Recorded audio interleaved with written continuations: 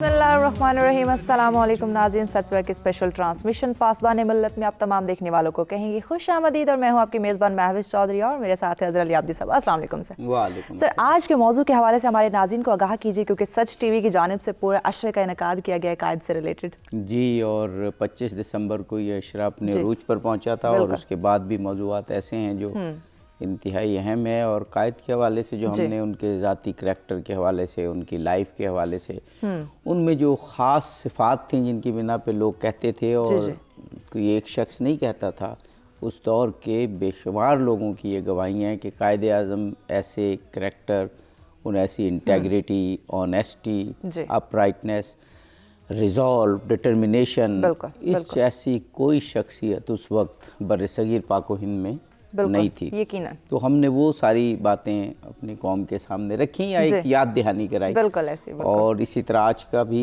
मौजू कायद आज़म जो आलम इस्लाम के लिए उनका दिल कैसे तड़पता था उस पर बात होगी। और जो कायद आज़म की वो ख़ास जो अभी मैंने ज़िक्र किया सिफ़ात, उनकी ट्रेट्स, उन्होंने जो अपनी ज़िंदगी में किस रिजॉल्व और डिटर्मिनेशन के साथ अपने ऑब्जेक्टिव्स हासिल किए, उस करैक्टर पर भी बात होगी। यकीनन आज के मौजू के ऊपर इन डिटेल बात करने के लिए स्टूडियो में मेहमान भी हमारे साथ होंगे, लेकिन उससे पहले हम बढ़ेंगे आज के वेदर की जानिब कि आज का मौसम हमें क्या इंडिकेट कर रहा है।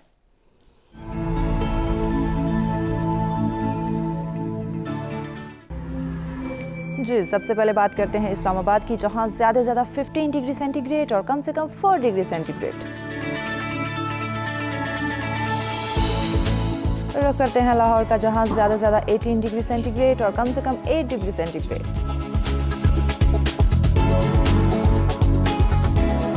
कुछ बात हो जाए कराची की, जहां ज़्यादा से ज़्यादा 25 डिग्री सेंटीग्रेड और कम से कम 15 डिग्री सेंटीग्रेड।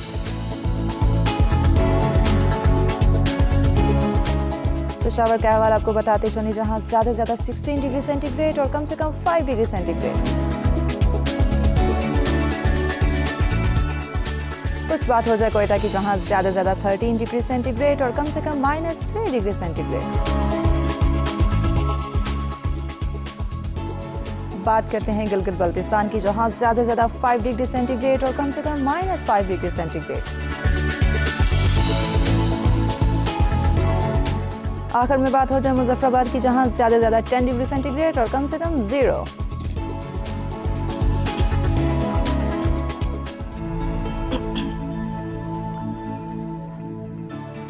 जी, वेलकम बैक नाज़रीन। ये जानी आपने मौसम की सूरत हाल। अब बढ़ते हैं स्टूडियो में मौजूद अपने मेहमानों की जानिब, उनका तारुफ करवाते हैं। जी आबिद साहब। जी, वो जब आप मौसम का हाल बताती हैं तो आखिर में हमारे बड़ी खूबसूरत इलाके गिलगित बल्तिस्तान और मुजफ्फराबाद का जिक्र होता है। और जब वहाँ का टेम्परेचर देखते हैं तो यहाँ हमारे स्टूडियो का टेम्परेचर भी उतना ही कम हो जाता है। और आज तो आपको मालूम है जब हम आ रहे थे तो बारिश थी रास्ते मौसम बहुत अच्छा हो चुका है, लेकिन अपना ख्याल रखना भी बहुत ज़रूरी है इस बदलते मौसम के साथ। लेकिन हमें सबसे ज़्यादा ख्याल ये होता है कि वक्त पर पहुँचना है और नाज़रीन से मुखातिब होना है। बिल्कुल। थोड़ी सी फिक्र आज हो जाती है आज के मौसम में कि गाड़ी आपको मालूम है ज़रा स्लो चलती है, तो लेकिन एहतियात के साथ ख्याल करना भी बहुत ज़्यादा ज़रूरी है। लेकिन अल्हम्दुलिल्लाह आप और हम वक्त पर पहुँचे और अपने नाज़रीन से मुखातिब हो गए। लेकिन इस्लामाबाद का मौसम और यहाँ बारिश, और हम दुआ करते हैं बाकी इलाकों में भी, क्योंकि ये सर्दी में कहते हैं ना कि खुश्क सर्दी नहीं पड़नी चाहिए, बारिश होनी चाहिए। तो जहाँ जहाँ बारिश की ज़रूरत है खुदावंद करीम बारिश वहाँ पर बरसाए।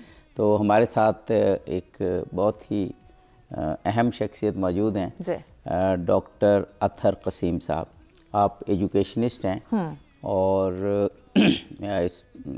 इस्लामाबाद पिंडी के एक बड़े मारूफ कॉलेज के आप प्रिंसिपल हैं। लेकिन उसकी ख़ास बात यह है कि मैं भी उसी कॉलेज में पढ़ा हूँ। ज़बरदस्त। तो इसलिए मुझे तो आज बहुत बाअदब रहना पड़ेगा। बिल्कुल खुशामदीद कहेंगे आपको। जी, डॉक्टर साहब को खुशामदीद कहते हैं। मुझे वो अभी याद आ रहा है कि जब वो प्रिंसिपल ऑफिस के सामने से हम गुजरते थे तो वो फिर कितने मुअद्दब हमें होना पड़ता था। तो आज इस प्रोग्राम में भी उतने ही मुअद्दब रहना पड़ेगा मुझे। डॉक्टर साहब खुशामदीद कहते हैं। बहुत शुक्रिया आपका जी। और वो हमारे उस लड़कपन में जो हम एक हाई एस्टीम और जो एक रूज समझते थे ना प्रिंसिपल को, तो वो सूरत में डॉक्टर साहब मौजूद हैं। डॉक्टर साहब, कायद आज़म के जो आलम इस्लाम के हवाले से ख़यालात, बल्कि ख़यालात से ज़्यादा इक़दामात, उस पर तो गुफ्तगू हम करेंगे। لیکن ایک جرنل ان کا کریکٹر اور ان کی جو خاص ان میں ایک ریزالو اور ڈٹرمنیشن تھی، وہ تو ان کی شخصیت، اور اب تو ظاہر ہے ہم ان کی تصویریں ہی دیکھتے ہیں، وہ تصویر دیکھ کے ہی پتہ چل جاتا ہے کہ یہ جو شخص ہمارے سامنے کھڑا ہے یا بیٹھا ہے یہ عزم کا پہاڑ ہے۔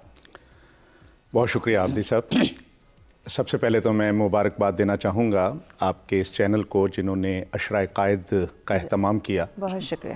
اور میں سمجھتا ہوں کہ قائد اعظم کے حوالے سے جو پروگرامز آپ کے چینل پہ نشر ہو رہے ہیں شاید ہی کسی اور جگہ نشر ہوئے ہوں۔ جی بالکل ایسے اور یہ بات قابل ستائش ہے کہ قوم کو اس وقت قائد اعظم کے کردار سے متعارف کروانے کی جتنی ضرورت آج ہے پہلے شاید کبھی نہ تھی۔ ہم نے دیکھا ہے بچپن سے، بزرگوں سے سنا ہے، کتابوں میں پڑھا ہے، اور ظاہر ہے ہماری ایک مشاہدے میں یہ بات آتی ہے کہ جہاں بھی قائد اعظم کی تصویر ہم نے دیکھی ہے، ساتھ حکیم الامت علامہ اقبال کی تصویر بھی دیکھی ہے، کوئی شک۔ اور یہ دو شخصیات بچپن سے ہمارے یوں کہہ لیجئے خیالات میں رچی بسی ہوئی ہیں، شعور کا حصہ بن چکی ہوئی ہیں۔ قائد اعظم رحمۃ اللہ علیہ اور حکیم الامت علامہ اقبال رحمۃ اللہ علیہ یقیناً ہماری قومی زندگی کی وہ شخصیات ہیں جن کو ہم ہمیشہ سے اپنا رہنما تصور کرتے ہیں۔ حکیم الامت علامہ اقبال نے جو شاعری کی ہے اس میں کچھ اشعار ایسے ہیں جن کو پڑھ کے ہمیں یہ اندازہ ہوتا ہے کہ یہ اشعار خالصتاً انہوں نے قائد کے بارے میں ہی کہے ہوں گے۔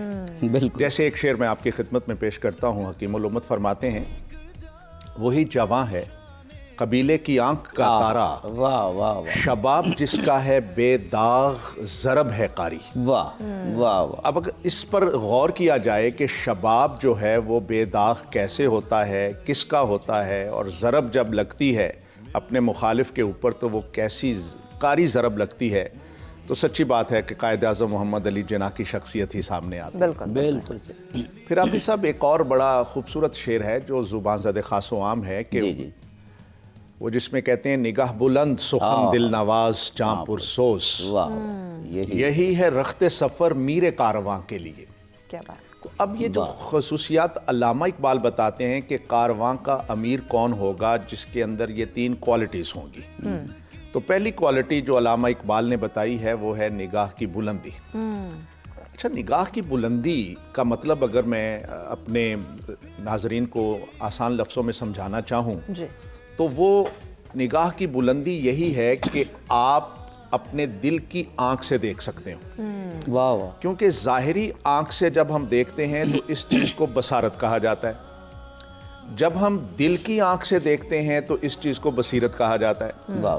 حکیم الامت ایک اور جگہ فرماتے ہیں کہ دل بینا بھی کر خدا سے طلب، آنکھ کا نور دل کا نور نہیں۔ تو یہ جو دل بینا ہے میں سمجھتا ہوں یہی نگاہ کی بلندی ہے، اور قائد اعظم محمد علی جناح اس خصوصیت سے متصف تھے کہ اللہ تعالیٰ نے ان کو دل بینا عطا کیا تھا۔ وہ اپنی بصیرت سے بہت سے معاملات کو دیکھتے تھے اور ان کا حل نکالتے تھے، اور سچی بات یہ ہے کہ جب قائد اعظم دل کی آنکھ سے دیکھتے ہیں اور فیصلے کرتے ہیں تو پھر ہم ان کو بلا شبہ صاحب بصیرت شخصیت قرار دیتے ہیں۔ بے شک بے شک۔ اور صاحب بصیرت شخصیت جو ہوتی ہے وہ کسی بھی قوم کے لیے ایک بڑی نعمت ہوتی ہے۔ تو قائد اعظم محمد علی جناح ہمارے لیے ایک بہت بڑی نعمت تھے، ہمارے ایک بہت بڑے قائد تھے۔ اور دوسری شخصیت دوسری جو قائد اعظم کے حوالے سے علامہ اقبال کے شعر میں ہمیں چیز ملتی ہے وہ ہے سخن دل نواز، کہ وہ قائد جو بات منہ سے نکالے وہ لوگوں کے شعور میں بیٹھ جائے اور دل کی اتھاہ گہرائیوں میں اتر جائے۔ اب اگر قائد اعظم کی آپ گفتگو سنیں تو اس گفتگو کے اندر جو خلوص خالص کی مہک نظر آتی ہے، اور سننے والے اگرچہ انگریزی نہیں جانتے لیکن قائد اعظم کی بات کو پوری گہرائی کے ساتھ سمجھ لیتے ہیں، بالکل یہ ان کا جو ہے میں سمجھتا ہوں سخن دل نواز ہونا یہ بہت اہمیت رکھتا ہے۔ بالکل۔ اور پھر آج جو آپ کا موضوع ہے کہ قائد اعظم کا عالم اسلام کے حوالے سے جو نظریہ تھا یا ان کے جو اقدامات تھے یا ان کے جو نظریات تھے وہ ان کی اس تیسری خوبی میں چھپے ہوئے ہیں جسے ہم جاں کی پرسوزی کہتے ہیں۔ اور جاں کی پرسوزی جو ہے یہ قائد اعظم کو عطا ہوئی تھی۔ تو حقیقی معنوں میں علامہ اقبال کی اس شعری تشریح کے مطابق قائد اعظم محمد علی جناح ہی وہ واحد شخصیت ہیں جن کے اندر بیک وقت نگاہ کی بلندی بھی موجود ہے، سخن کی دل نوازی بھی موجود ہے اور دل کی پرسوزی بھی موجود ہے. تو یہ خصوصیات ہمیں قائد اعظم کے سوا کسی کے ہاں نظر شاید نہیں. ڈاکٹر صاحب یہ کچھ اللہ کا خاص کرم تھا کہ اقبال نے جو سوچا، اس سے پہلے سر سید احمد خان کا نام لیں گے کہ انہوں نے جو سمجھے ایک فکری تحریک کا آغاز کیا، تو اس کے تسلسل میں بر صغیر پاک و ہند کو علامہ اقبال ملے. علامہ اقبال نے جیسی شخصیت سوچی، ظاہر ہے ان کا تو موضوع ہی مرد مومن تھا، مرد کامل تھا، وہ بر صغیر پاک و ہند ہی میں ملی اور ان کے وقت میں مل گئی. مجھے وہ جب آپ بیان کر رہے تھے نا تو مجھے تاریخ کے کچھ گلمسز میرے ذہن میں گھوم رہے تھے. وہ کہتے ہیں نا کہ مثلا کارل مارکس تھا، اس کا ایک آئیڈیل تھا، اس کا ایک آئیڈیل معاشرہ تھا.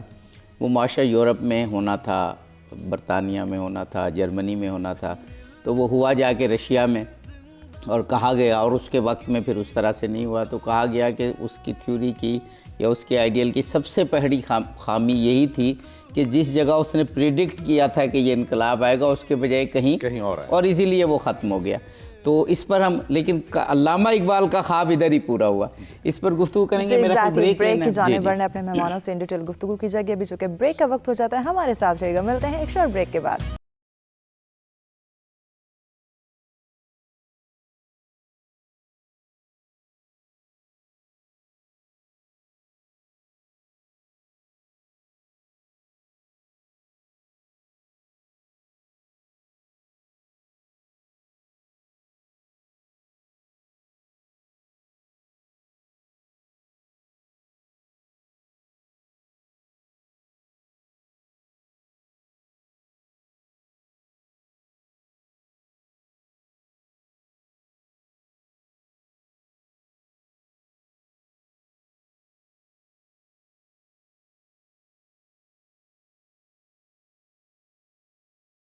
ویلکم بیک ناظرین. سچ سویرا کی اسپیشل ٹرانسمیشن پاسبان ملت میں آپ تمام دیکھنے والوں کو کہیں گے خوش آمدید. ہمارے آج کے موضوع پہ ان ڈیٹیل گفتگو کا آغاز ہو چکا ہے. اگر آپ بھی ہمیں جوائن کرنا چاہیں، اپنے رائے کا اظہار کرنا چاہیں یا پھر ہمارے مہمانوں سے کوئی بات کرنا چاہیں تو لائیو کال کیجیے، جوائن کر سکتے ہیں. نمبر آپ کی اسکرین پہ دیے جا رہے ہیں. جی عبدی صاحب، باقی مہمان پروفیسر ڈاکٹر شاہد اقبال کامران، میرا خیال ہے کسی تعارف کی ضرورت نہیں، اور یہ وہ شخصیت ہیں کہ جن سے بہت کچھ سیکھنا چاہیے. ہمیں سیکھنا چاہیے، نوجوانوں کو سیکھنا چاہیے، ناظرین کو سیکھنا چاہیے. یقیناً سر، خوش آمدید کہیں گے آپ کو. جی، اور ہمارے ساتھ پروفیسر آصف رسول صاحب، آپ بھی ہمارے ملک کے ایک معروف ادارے، معروف یونیورسٹی میں پڑھاتے ہیں. سچ ٹی وی کی یہ خصوصیت، بلکہ میں کہوں گا خوش قسمتی، کہ آپ دیکھیں کہ عشرہ قائد میں کس طریقے سے ایجوکیشنسٹ اور انٹلیکچوئلز، رائٹرز، ان کی ایک کہکشاں ہم نے سجائی. لیکن سچ ٹی وی کے جو چلانے والے ہیں، اس کے بنانے والے، اس کے سوچنے والے، ان کو تو یقیناً کریڈٹ جاتا ہی ہے، لیکن ان انٹلیکچوئلز کو، پروفیسرز کو، ایجوکیشنسٹ کو، رائٹرز کو بھی جاتا ہے کہ جب ہم بلاتے ہیں تو اس مصروف وقت میں ٹائم نکال کے آ جاتے ہیں. آپ کو بھی سر خوش آمدید کہیں گے. ڈاکٹر شاہد اقبال کامران صاحب، موضوع ہمارا قائد اعظم کی خصوصیات، ان کی ڈٹرمنیشن، ان کا ریزولو، جو آج ہماری قوم کو ضرورت ہے، اور پھر خاص طور پر اس کا ایکسٹینشن ہی کہہ لیجئے کہ عالم اسلام کے لیے جو آپ کی ایک سوچ تھی، اس پر آپ. بہت بہت شکریہ عبدی صاحب.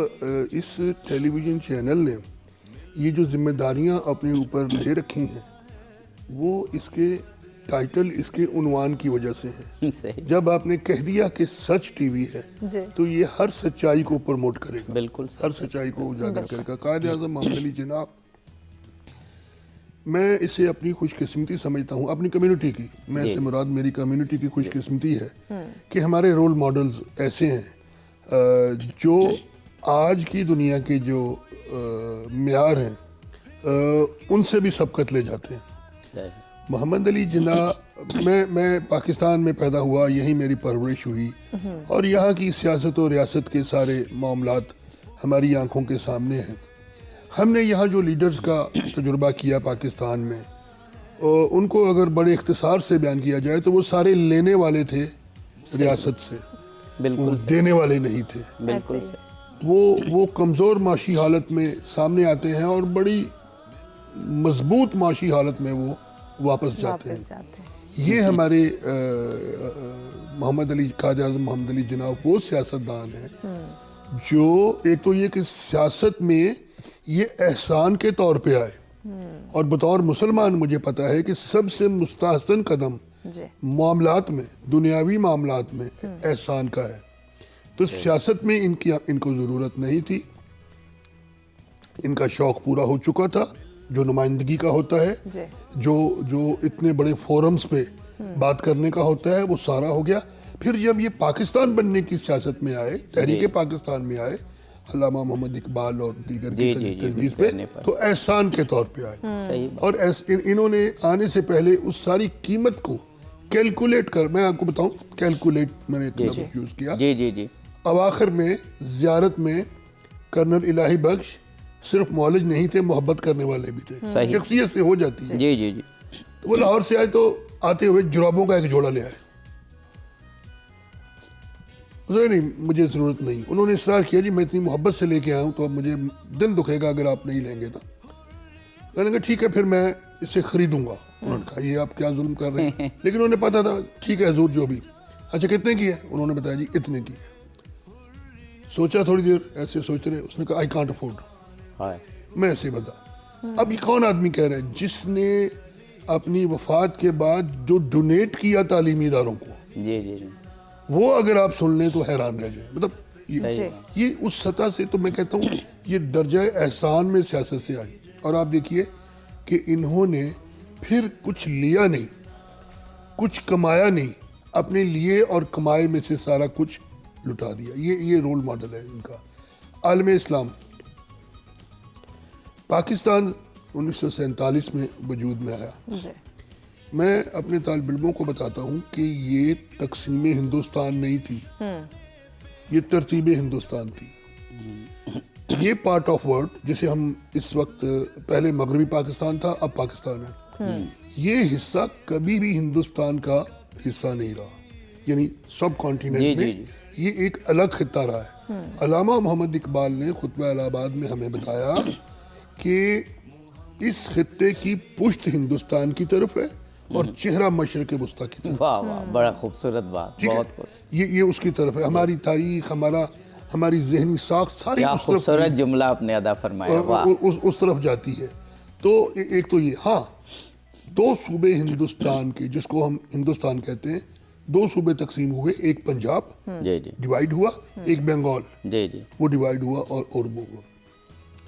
اس خطے میں پاکستان بننے کے بعد جو عالم اسلام کی صورتحال تھی, دیکھیے جناح کے خطوط پڑھ لیں, ان کے مباحث دیکھ لیں, علامہ محمد اقبال کی تقاریر, بیانات, محمد علی جناح. اس وقت جو برننگ ایشو تھا وہ فلسطینیوں کے حقوق تھے. بالکل ٹھیک. ایران ایک ملک تھا, افغانستان ایک ملک تھا. شرق اوسط میں آنے والے 50 سالوں کا نصیب طے کیا جا رہا تھا.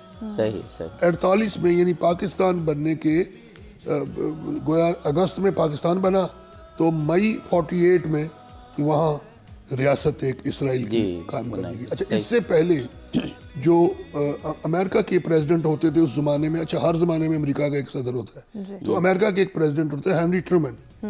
ان کے ساتھ کنٹینیوسلی اس نو آزاد ملک کے محمد علی جناح کو ایک دنیا کے بڑے مسلم ملک کا گورنر جنرل سربراہ ہونے کا احساس تھا. صحیح.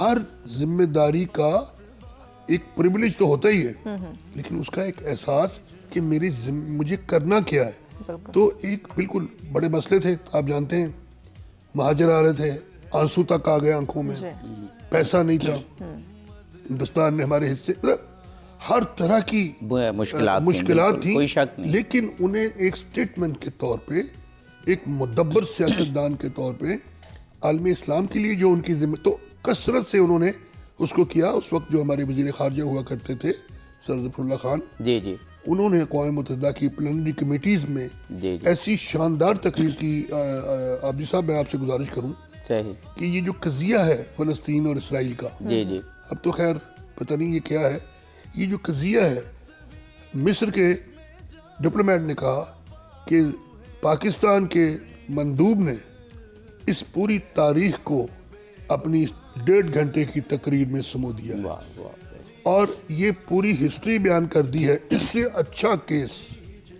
जो कायद आज़म मोहम्मद अली जिन्ना की हदायत की रोशनी में लड़ा वो शायद कि इससे अच्छा केस शायद कभी फ़लस्तीन का पेश ना किया जा सके। वाह वाह। डॉक्टर साहब ने भी अपनी गुफ्तगू में पूरे मसले फ़लस्तीन का जो एक तारुफ है वो बड़े अच्छे अंदाज में पेश किया। प्रोफेसर आसिफ रसूल साहब, अभी जैसे डॉक्टर साहब ने कहा कि कायद आज़म ने फ़लस्तीन के हवाले से, तो मुझे तो बल्कि याद आ रहा है कि 1933-34 में जो मुस्लिम लीग के इजलास हुए, बल्कि 1924-25 में भी जो इजलास हुए, वहाँ पर फ़लस्तीन का मसला जो है उस पर कायद आज़म ने सैर हासिल तकारीर की, और 1940 की जो करारदाद पाकिस्तान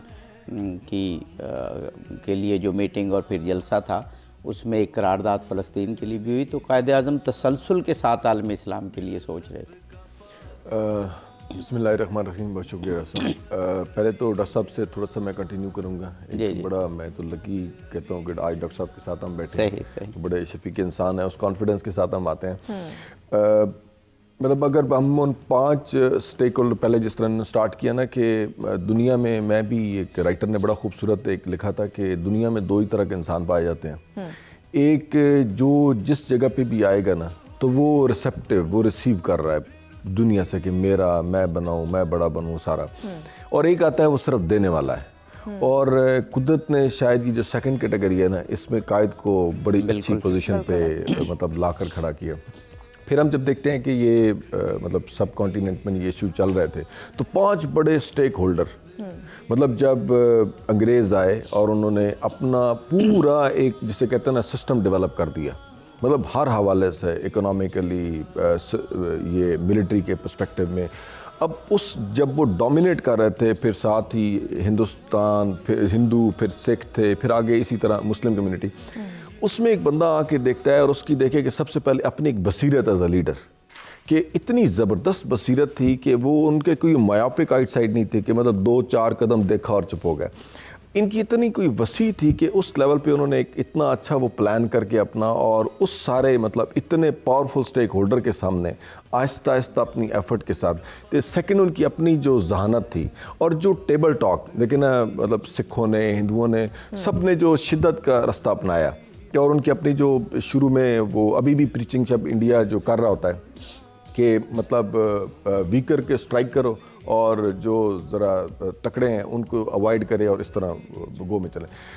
उस सारे सिनारियों में कायद आज़म ने इतने खूबसूरत से टेबल टॉक के ऊपर, फिर इतनी मतलब लॉर्ड माउंटबेटन की वो स्टेटमेंट या उनके जितने बड़े आते थे, और मतलब वो इतने कॉन्शियस हो जाते थे कि कायद बैठा हुआ है, मतलब ये इसकी बड़ी उनकी खूबसूरती थी। फिर इस तरह एक तो अपने लेवल पे उस मतलब उस इतने बड़े मसाइल से आहिस्ता आहिस्ता करके तो एक बड़ा खूबसूरत मुल्क हमें दे दिया, और फिर साथ ही साथ उन्होंने कहा कि जिस तरह अभी भी आज के तनाजुर में भी हम देखते हैं तो पावरफुल नेशन है, आपस में इकट्ठी हैं, और जो मतलब उनके मसाइल होते हैं, हम तो एक छोटा सा प्रोजेक्ट हो तो उनकी मर्ज़ी के बगैर हम नहीं स्टार्ट कर सकते। जैसे एक मतलब गैस की लाइन है और रुकी पड़ी है, हम चाहते भी हैं दोनों साइडों पे, और दोनों मुसलमान हैं, लेकिन कोई इतना स्टेक होल्डर पावरफुल है कि वो हमें अलाउ नहीं कर रहा कि हम इसको अच्छी मिसाल आपने दी। तो मतलब ये है कि उस हवाले से, और फिर ये था कि उनके जितने अफकार थे कायद आज़म के, वो उस वक्त देखें, आज भी देखें, हमारे उसी तरह रेलेवेंट है।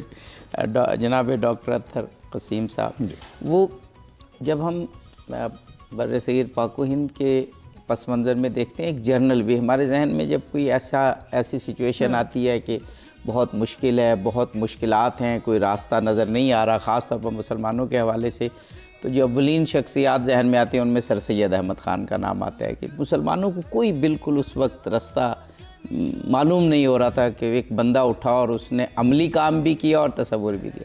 अच्छा, जब हमारे जहन में एक थिंकर का आता है, एक थिंकर, एक सोचने वाला, एक मुसव्विर, तो फ़ौरन अल्लामा इकबाल आते हैं।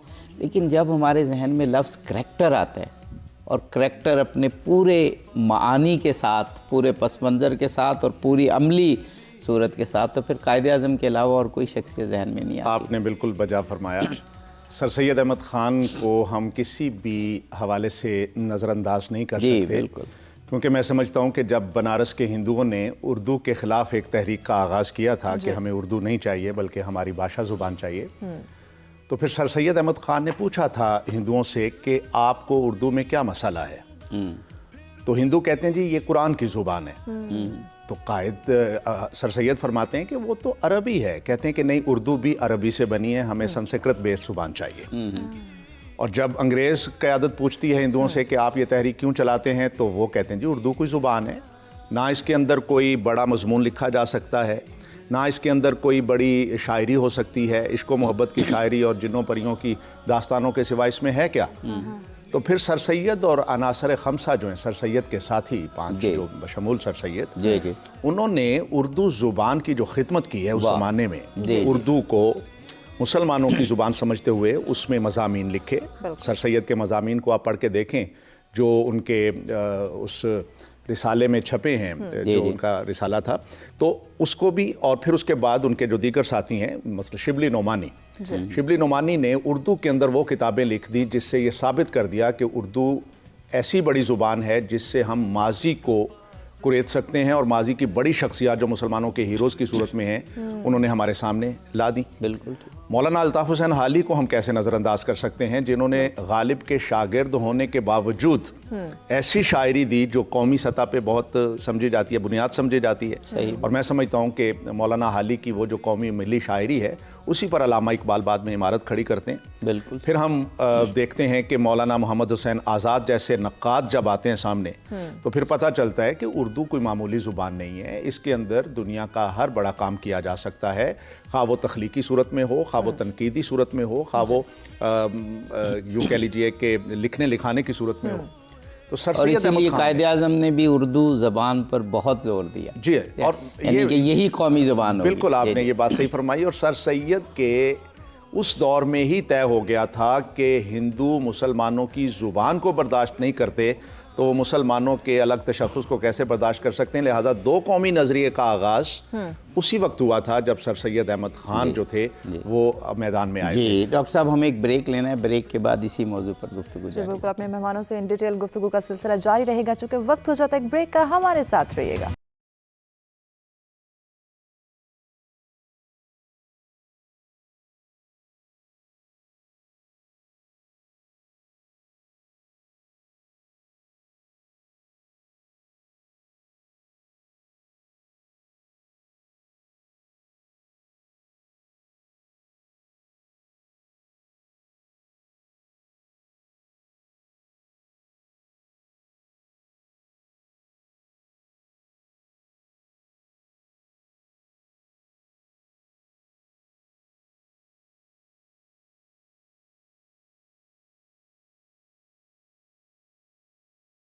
بیک ناظرین، سچ سورہ کی اسپیشل ٹرانسمیشن پاسبان ملت میں آپ تمام دیکھنے والوں کو کہیں گے خوش آمدید۔ ہماری آج کے موضوع پہ ان ڈیٹیل گفتگو کا سلسلہ جاری ہے۔ اگر آپ ہمیں جوائن کرنا چاہیں تو لائیو کال کے ذریعے ضرور جوائن کیجیے گا، نمبر آپ کی اسکرین پہ دیے جا رہے ہیں۔ جی عبدی صاحب۔ جی ڈاکٹر شاہد اقبال کامران صاحب سے پوچھیں گے کہ وقفے سے قبل ڈاکٹر اطہر قسیم صاحب نے جو میں نے ایک سوال کیا تھا تو سر سید احمد خان کی اور ان کے ساتھیوں کی شخصیت اور خدمات کو بہت ہی خوبصورت نستعلیق انداز میں بیان کیا۔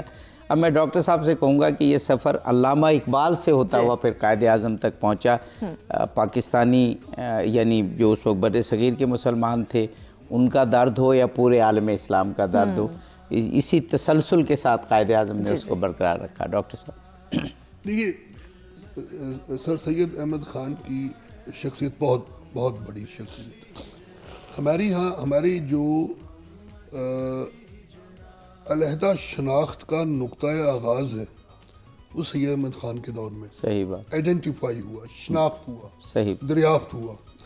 اور آپ نے علامہ محمد اقبال کا نام لیا، سید کی لوح تربت پر ان کی جی معروف نظم، جی بڑی معروف، انہوں نے اس سارے ایکسپیرینس کو، اس سارے ذہنی سفر کو جو سید احمد خان سے شروع ہوا تھا اس نظم میں کنکلوڈ کر دیا ہے، ہمارے سامنے، ہمارے طالب علموں کے لیے اسے جمع کر دیا ہے۔ جی اب آپ دیکھیے کہ جب ہم، اور اقبال نے پھر اس تصور قومیت کو جس طرح سے پولیٹیکل سائنس کے شرائط کے مطابق مرتب کیا، 1910 اسٹریچی ہال، دا مسلم کمیونٹی، یہ سوشیولوجیکل اسٹڈی، پھر خطبہ الہ آباد کا جو بنیادی تھیسس تھا شروع میں وہ یہی ہے کہ وہ سفید فام قوم کو باور کروا رہے ہیں کہ یہ کوئی جذباتی ایشو نہیں ہے، یہ ایک سماجی اور سائنسی ترتیب ہے ہماری قومیت کی تشکیل کی، اور بطور مسلمان جو کہ سب سے حابی صاحب بنیادی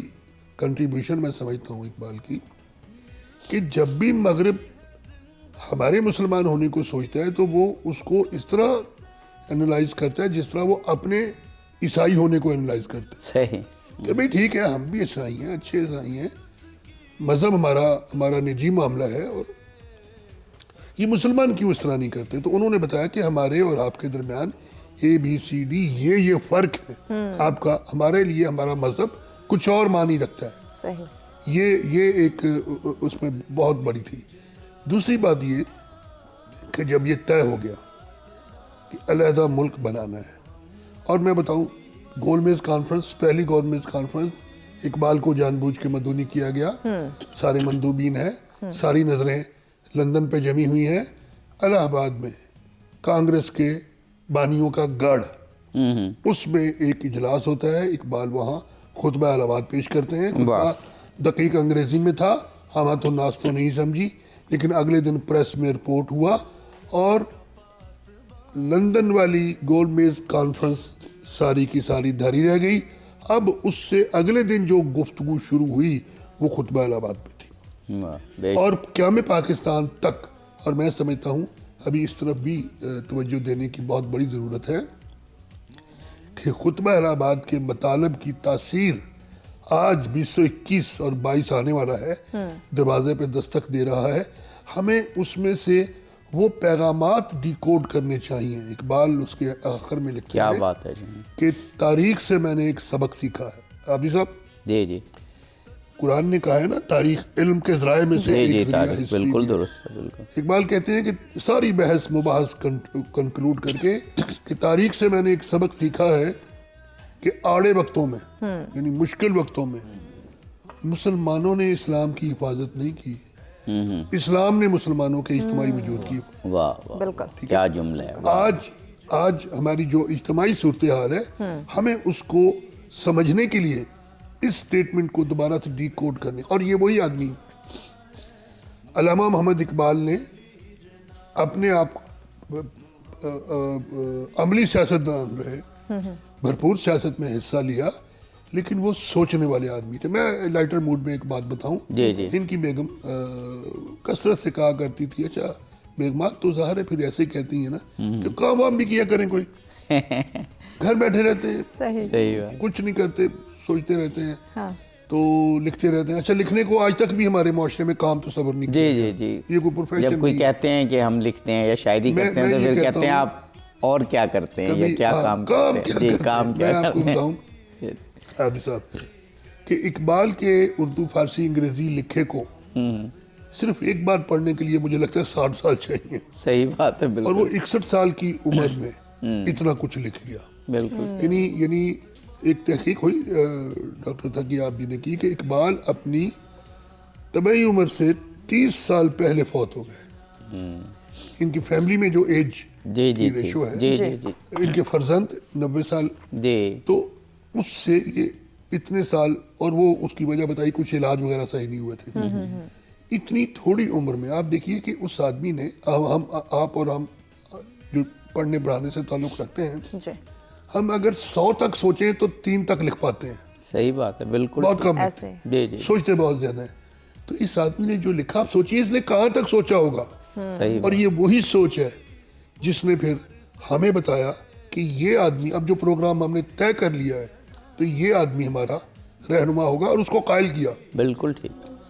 اب یہ دیکھیے کہ ان خطوط میں یہ پہلا مسلمان مفکر ہے، اور بر صغیر ہمیں تو دیکھیے جی، ہمیں تو چنگیز خان کے حملے کے بعد ہمارے جو ریلیجس لیڈرز تھے، انہوں نے ہمیں، کیونکہ دنیا میں ہم خوار ہو گئے تھے، تو انہوں نے ہمیں دنیا سے اٹھا کے ہمیں قالین پہ بٹھا کے اڑانا شروع کر دیا، روحانیت کی دنیا میں، جہاں نہ کوئی دکھ ہے، نہ کوئی غم ہے، اور اگر زمین پہ پڑی نامرادی نظر آتی ہے तो कहा कोई बात नहीं, अजर वहां पड़ा है। तो हमें फिजिक्स के ताल्लुक करके मेटाफिजिक्स में फेंक दिया।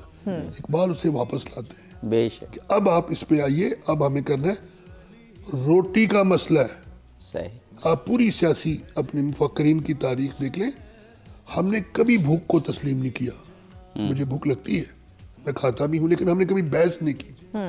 सियासत में उन्होंने कहा कि गुर्बत सही बात है, गुनाह है, और हदीस भी कोट की जी जी, हदीस कि भी रोटी का मसला हल करें जी जी, तो बात आगे बढ़ेगी। बिल्कुल सही। उसी में अभी आप कह रहे थे ना उसको अलग अलग करना, मुझे एक हदीस याद आ रही है कि जिसका मुआश नहीं उसका दीन नहीं, उसका दीन नहीं। और साथ में इसको थोड़ा सा दीन को आगे ले गए सही कि ताकत के बगैर मजहब महज फलसफा बन के रह जाता है। सही बात। और माश आएगा कुव्वत से, और कुव्वत आएगी इल्म से, इल्म आएगा फिजिक्स से। और इसमें आप देखिए ये राज बिल्कुल यंग एज में इकबाल ने दरियाफ्त कर लिया था जब उन्होंने थीसिस लिखा the development of metaphysics in Persia. हुआ क्या यहाँ, हमने यहाँ हमारी सोच, हमारा ईमान है कि हम एक सच्चे मजहब के पैरोकार हैं, सही हमारा ईमान है जी जी तो हालत इतनी बुरी क्यों है, ये बहुत बड़ा सवाल है। जी जी तो इसका मतलब ये है कि हमारी अंडरस्टैंडिंग में अपने आप को और अपने मजहब को समझने की जो हमारी तरीकाकार है उसमें कुछ फर्क है। अब एक ऐसे आदमी को तो देखिए अभी क़यादत की बात हो रही थी, चलिए एक नई बात करते हैं बाबरी साहब कि कायदे आज़म पर इनके मुखालिफिन इल्ज़ामात क्या लगाते थे। हमारा तो लीडर है, जी जी हम तो तारीफ करेंगे, मोहब्बत करेंगे, जी जी उनकी अजमत के गुण गाएंगे। जी मुखालिफिन गांधी हो गया, नेहरू हो गया, पाटिल हो गया, माउंट पैटन वगैरह। माउंट पैटन खैर वो मोहतात गोरे होते हैं, कमेंट नहीं देते, लेकिन उनके सेक्रेटरीज की कुछ चीज़ें मैंने पढ़ी कि जिना स्टबन है, बात नहीं सुनते, सही कुछ कर लो मानते नहीं, जो राय बन जाए उस पर कायम रहते हैं। इन्हें कायल करना बड़ा मुश्किल है यार, ये किस तरह का नेगोशिएटर है। सही मैंने इसका एनालिसिस किया, मैंने कहा यार बात ये है जब आप बातचीत पे जाते हो तो आपको खुले जहन के साथ जी सही, लेकिन मालूम ये पड़ा कि हर बड़े फैसले की मीटिंग से पहले माउंट बैटन सबको अलग अलग बुलाता था, आप भी आइए, आप भी आइए, और तरगीबात के जाल फेंकता था। उसके जहन में अपना एक डिजाइन था कि आप ये कहेंगे, आप ये कहेंगे, आप ये कहेंगे, सही। और ये कहलवाने के लिए फिर वो पहले आपको तैयार कर लेता था, सही आपको इंसेंटिव देता था जो कि आप ले लेते थे। महफिल में आप वही करते थे, जिनाह सुनते रहते थे और सटपटा जाता था जब माउंट बैटन जिनाह जाते थे कि मैं इसे किसी बात पे कायल नहीं कर सका, ये किसी लालच में नहीं आता, सही ये जो सोचता है और मुझे नहीं पता। यानी मीटिंग से पहले माउंट पैटन को पता होता था कि इस मीटिंग का रिजल्ट क्या है। उसका सेक्रेटरी कहता है कि वो सटपटा जाता था, मुझे नहीं पता जिना का क्या वहाँ रिएक्शन होगा। सही। यार ये किरदार होता है, हाँ सही ये किरदार होता है कि आप हजार खौफ हो लेकिन जुबा हो दिल की रखी। वाह वाह वाह यही रहा है अजल से कलंदरों का। वाह वाह, तो ये जो क्या बात। कलंदर के सही मानी है वो हमें इसमें नजर आते हैं। बिल्कुल प्रोफेसर आसिफ रसूल साहब, वही बात कि ये कायदे आज़म एक बड़ा मजबूत तसलसल थे सर सैयद और अल्लामा इकबाल का, और अल्लामा इकबाल तो खैर ख़ुद उनको लीडर के तौर पे उन्होंने कायल किया, रूशनास कराया। आलम इस्लाम के हवाले से जो सोच इकबाल की थी और जिस तरीके से उन्होंने इस्लाम को समझा और फिर उसका पैगाम पहुंचाया, एक ख़ित्ते में उसे नाफिज करने के लिए इंतखाब कायदे आज़म का हुआ। और कायदे आज़म ही वो शख्सियत थे कि जो इस्लाम की इम्प्लीमेंटेशन के लिए और जो इस्लामी तजर्बे के लिए अल्लामा इकबाल ने कहा कि आप सबसे बेहतर हैं। ये भी एक आलम इस्लाम को एक पैगाम था कि एक रियासत बनने जा रही है और एक तजर्बा गाह होगी, और वो पूरे इस्लाम और पूरी इस्लामी दुनिया के लिए होगी। इसमें सब देखें कि सबसे पहले तो इनकी अपनी जो कायद की जो सलाहियत है ना, कि नीचे जितनी कंट्रीब्यूशन डॉक्टर साहिबान बड़े खूबसूरत तरीके से डिस्कशन कर रहे थे کہ مطلب کسی نے جس طرح علامہ صاحب نے تشخص دوبارہ برقرار اور اس کے اندر باقی جتنے ان کے ساتھی ہیں اس وقت کے ان کی ہر بندے کی اپنی اپنی کنٹریبیوشن تھی. قائد اعظم ان سب کے اوپر ایک بہت بڑا اسٹریٹجک پلیئر نظر آتا ہے جو نا اس کو ترتیب دینے والا بہت بڑا, اور جس خوبصورتی کے ساتھ تو میں اکثر اسٹوڈنٹ کے ساتھ بھی یہ اچھا ہمیں ایک بریک لینا ہے, بریک کے بعد آپ کی یہ بات ہم کنٹینیو کریں. جی بالکل, بریک کے بعد اپنے مہمانوں سے انٹرول گفتگو کا سلسلہ جاری رہے گا, ہمارے ساتھ رہے گا. ملتے ہیں ایک بریک کے بعد.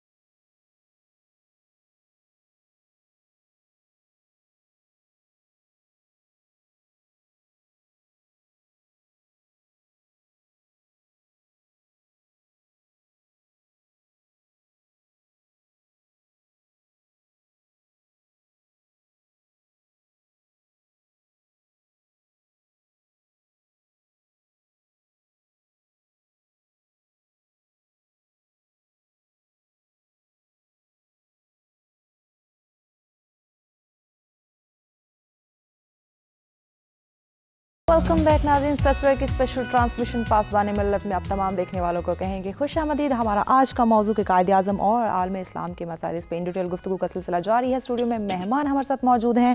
پروفیسر ڈاکٹر عطر صاحب ہمارے ساتھ ہیں جی, پروفیسر ڈاکٹر شاہد اقبال صاحب ہمارے ساتھ ہیں, پروفیسر آصف رسول صاحب ہمارے ساتھ ہیں. آپ تینوں مہمانوں کا بہت شکریہ آپ نے جوائن کیا ہوا. جی عابدی صاحب. جی جناب آصف رسول صاحب, قائد اعظم کی لیڈرشپ کے حوالے سے کچھ فرما رہے تھے, وہ بات مکمل کر لیجیے. سر عبدی صاحب یہ جو کوشچن ہے نا, مثلا میں ایک اس کو اس کرنٹ سیناریو میں دیکھوں نا تو اسکینڈینیوین کنٹری جب بھی اپنی کوئی پالیسی کی بات کرتے ہیں نا کہ اگلے سال, اگلے 5 سال, اگلے 10 سال اچھا یہ چینجز آئیں گی, انوائرمنٹل حساب سے دیکھتے ہیں, ایجوکیشن کے حساب سے دیکھتے ہیں. اب دیکھیں کہ ایک بندے کی کیا سوچ تھی کہ جب وہ بتا رہا تھا کہ یہ عالم اسلام کا قلعہ ہوگا, وہ تو پھر بھی مائوپک آئی سائٹ کے ساتھ نہ دیکھ رہے تھے کہ اچھا 5 سال میں یہ کر لیں گے, 10 سال میں. ایک بندے نے کتنا سوچا ہوگا, تو اس کا مطلب ہے کہ جو فلسفی عالم اسلام کے لیے تھی کیا ان میں اپنی خود انہیں کلیئرٹی تھی اپنی کہ اس میں یہ چیزیں, اور پھر سیکنڈ اس کے حوالے سے کس طرح قوم کو گروم کرنا. تو یعنی میں اگر دیکھتا ہوں ایجوکیشن کے حوالے سے تو جتنی زیادہ فوکس ہوا ایجوکیشن کے, آج ہم جتنے لیڈرز کے حوالے سے دیکھتے ہیں تو وہ تقریباً یہ ہوتا ہے کہ وہ اپنے پولیٹیکل مقاصد حاصل کرنے کے لیے اسٹوڈنٹ کو لگا دیتے ہیں, لیکن انہوں نے دیکھیں بڑا کیٹیگوریکلی کہا تھا کہ نہیں, سب سے پہلے آپ کا جو تعلیم ہے نا وہ آپ کا فوکس آپ کی تعلیم رہے گی. تو اس حوالے سے پھر یہ جو ایک ویژن کے ساتھ چلنا, پھر اپنی قوم کو تیار کرنا, اور اس کے لیے پھر جس طرح ڈاکٹر صاحب نے بڑے خوبصورتی سے بیان بھی کیا کردار کے لحاظ سے. تو میں ہمیشہ اسٹوڈنٹ کو ایک چیز کہتا ہوں کہ جب بھی آپ چاہیں نا, اور یہ عبدی صاحب میں نے ایک آدھ یونیورسٹی میں ایکسپیریمنٹ بھی کیا کہ درمیانے سے اسٹوڈنٹ کی ایک کلاس آئی, اب پتہ نہیں کیسے ہوا کہ وہ لائبریری میں گئے اور انہوں نے نا کوئی ہر یہ جو بڑے بڑے لیڈرز تھے ان کی نا کوئی 1-2 وہ بایوگرافیز وغیرہ پڑھ لی. آپ یقین کریں کہ جب وہ 7ویں 8ویں سیمسٹر میں تھے نا تو ان سے میں نے یہ انالیسس لگایا کہ نہیں, ہر بڑے لیڈر کی ایک پڑھنی چاہیے ضرورت, اور یہ ایک ایسی کوئی مطلب ان کے اندر زبردست, اگر قائد کی بات کریں یا کسی بڑے لیڈر کی اگر بات کریں تو جب ان کی وہ اسپیشلی ہم دیکھتے ہیں نا اپنے کردار کے حوالے سے باتیں, تو جو کوئی ایون اس کرنٹ سیناریو میں کوئی یوتھ پڑھتا ہے نا تو وہ اپنی ایک شاید کمپس لگ جاتا ہے اندر کہ اپنی گروتھ کے لیے, امپرومنٹ کے لیے, تو وہ ایک الائنمنٹ کے لیے نا آپ کو کہ جتنے افکار ہیں وہ سارے مل کے. اس حوالے سے پھر یہ تھا کہ مطلب سچائی, دیانتداری. آج ہم دیکھیں مسلم میں امت انفارچونیٹلی یہ بڑا بدقسمتی کے ساتھ ہے کہ جو بھی ہمارا رولر فارغ ہو کے جاتا ہے نا تو وہ پہلے باکسز اپنے تیار کر کے اور لوٹ مار کے ساتھ جا رہا ہوتا ہے. تو اب آپ اندازہ لگائیں کہ یہ لیڈر کسی ٹیبل ٹاک کے اوپر جا کے اپنی قوم کے لیے مانگے گا, عالم اسلام کے لیے کام کرے گا. تو یہ ڈاکٹر صاحب نے بڑی خوبصورتی سے پہلے ہی بتایا تھا کہ جس طرح وہ دینے والے تھے تو وہ تو اندر سے بے خوف تھے اور بے خوف ہو کے ہمیشہ بیٹھا کرتے تھے اور وہ ہمیشہ ان کو اپریشیٹ کرتے تھے. ڈاکٹر اطہر قسیم صاحب, ابھی آپ نے اپنی گزشتہ گفتگو میں یہ کہا کہ جب وہ اردو ہندی تنازع شروع ہوا تو اس طرف سے موقف یہی تھا کہ یہ ایک, میں تو یہ کہوں گا کہ عربک بیسڈ لینگویج ہے, اس کی بنیاد عربی ہے. پس منظر کے حساب سے دیکھا جائے تو شاید کوئی غلط بات بھی نہ ہو, عربی کا کلچر اور اسلام کا کلچر اور جو ایک سویلائزیشن اردو کے پس منظر میں ہے وہ کسی اور زبان میں نہیں ہے یقیناً. تو قائد اعظم نے جو وہ جو بھی بات ڈاکٹر صاحب نے بھی کی تھی نا کہ قائد اعظم پہ اعتراض بھی بات میں بڑھے ہے, ہر بڑے لیڈر پہ ہوتے ہیں, لیکن बड़े लीडर का कमाल ये होता है कि कुछ दिन बाद पता चलता है कि नहीं वो लीडर सही कह रहा था, तनकीद गलत थी। उर्दू के हवाले से कायद आज़म बहुत ज़्यादा यानी पर्टिकुलर थे, और मुझे उसमें यही लगता है कि एक तो कौमी वहदत के लिए, और दूसरा जो एक आलम इस्लाम की बात हम कर रहे हैं ना आज, कायद आज़म और आलम इस्लाम, ये ज़ुबान हमें आलम इस्लाम से भी जोड़ती है। दो तीन बातें मैं इस ज़िमन में करना चाहूँगा। ज़रूर ज़रूर। एक तो मुख्तार मसूद ने एक जगह लिखा है अपनी किसी किताब में कि जब अल्लाह ताला किसी कौम से खुश होता है जी, तो उस कौम के अंदर ऐसे अफराद पैदा कर देता है जो बड़े होकर मुल्क व मिलत का सरमाया होते हैं। बिल्कुल। और गालिबन 1870 से लेके 1880 तक अल्लाह ताला हिंदुस्तानी कौम से बहुत खुश था। इसलिए तमाम बड़े लीडर जो हम देखते हैं, 1877 में अलामा इकबाल, 1876 में कायद आज़म, 1873 में ज़फ़र अली ख़ान, हसरत मोहानी, ये सारे उसी अशरे के हमारे सामने आते हैं। तो एक तो ये चीज़ है कि सर सैयद अहमद ख़ान जिस ज़माने में अलीगढ़ का इदारा चला रहे थे 1877 में, उस वक्त का अलामा इकबाल इस दुनिया में तशरीफ़ लाए, पैदा हुए। तो एक तो ये बात है कि ये एक तसलसल बन जाता है, फ़िक्री तसलसल आगे, जो सर सैयद और अलामा इकबाल और फिर कायद आज़म। बिल्कुल।